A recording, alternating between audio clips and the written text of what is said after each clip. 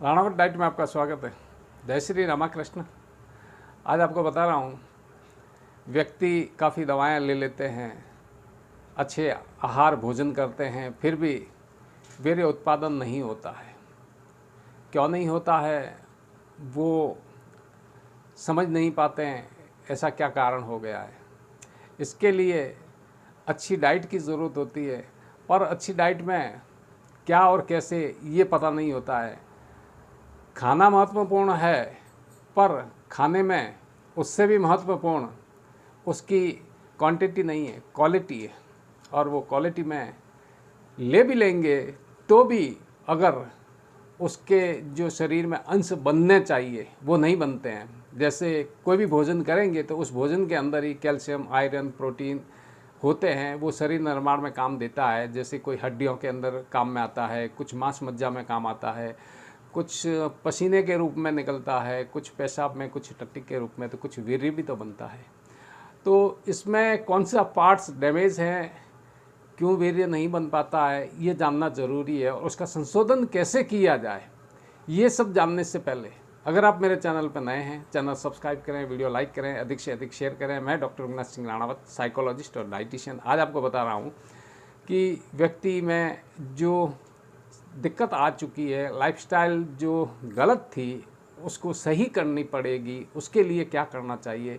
तो मैं आपको एक अच्छा उदाहरण देता हूँ। किसान जब खेती करता है और उसके पास पर्याप्त पानी पोषण होता है तो फसल अच्छी होती है, पर कई बार क्या होता है, पानी की कमी हो जाती है। काफ़ी समय तक पुराने ज़माने के जो कुएँ या वेल होते हैं वो ओपन होते हैं, खुले होते हैं, तो उनमें कई दफ़ा कचरा, डस्ट इतना आ जाता है कि जो पानी आने की वेन है वो ब्लॉकेज हो जाती है। और जब वो वेन ब्लॉक होती है तो उसके लिए किसी एक्सपर्ट की सहायता से उसके अंदर जो वेन जो ब्लॉकेज है उनको खोलना पड़ता है, और उनको खोल के वापस उस कुएं की आवक पानी की है वो बढ़ाई जाती है। ऐसा प्रत्येक गांवों में होता है, भारत के या संसार में कहीं भी हो। इस प्रकार के जो ओपन वेल हैं, उन ओपन वेलों में आप देखेंगे तो 2-4 मजदूर लगते हैं। मजदूरों के उस जो ब्लॉकेज, पानी की ब्लॉकेज वेन है, उनको खोलने के लिए जो कचरा है, मलबा है, उसको बाहर निकाला जाता है। और उस कचरे को जब बाहर निकाल देंगे तो वो जो ब्लॉकेज वेन है, उनकी जो नालियां हैं वो खुली हो जाती है और पानी की आवक बढ़ जाती है। और जब पानी की आवक बढ़ जाती है तो किसान में हर्ष और उल्लास आ जाता है कि अब पानी पर्याप्त है, मैं खेती आराम से करूँगा। ठीक वैसे ही व्यक्ति के जो वीर्य बनने की नसें हैं वो भी ब्लॉकेज हो जाती है। उनमें ये दिक्कतें आ जाती है कि वीर्य उत्पादन क्यों नहीं होता है। भोजन तो करते हैं, दवाइयाँ लेते हैं। तो ऐसे ही कुशल और दक्ष वैद्यराज जी से आपको संपर्क करना पड़ेगा। वो आपका निरीक्षण करके आपको बताया जा सकता है कि आपको शोधित अपने उदर को, पेट को, आमाशय को, आंतों को कैसे शोधित करना है। और शोधित करके फिर आप अगर वो उनके दिशा निर्देश में आहार लेंगे तो हो सकता है कि आपका जो खोया हुआ विश्वास है वो प्राप्त होगा। और साथ में ये भी बता दूं, सिर्फ इसके भरोसे नहीं होगा कि आपका शरीर दिमाग से चलता है और दिमाग में कुछ गलत या भ्रामक बातें बैठ गई है, तो वो निकालने के लिए आपको मनोविज्ञान की सहायता लेनी पड़ेगी। जब मनोवैज्ञानिक आपको ये बताएंगे कि आपके अंदर डर, भय, चिंता जो बैठी है वो दवाखाने से नहीं जाएगी उसके लिए। और आपके इतने सवाल हैं, उन सवालों का जवाब कौन देगा, वो उसके लिए आपको एक मनोवैज्ञानिक परामर्श की आवश्यकता होती है। और हम इसी प्रकार से काफ़ी लोगों का अध्ययन करते हैं और उन्हें पूछ लेते हैं कि आप खाते हो, क्या भोजन करते हो, कैसे करते हो, और आपके मन में कितने सवाल हैं। उन सवालों के जवाब हम सुनते हैं और सुनने के बाद उन्हें समाधान देते हैं।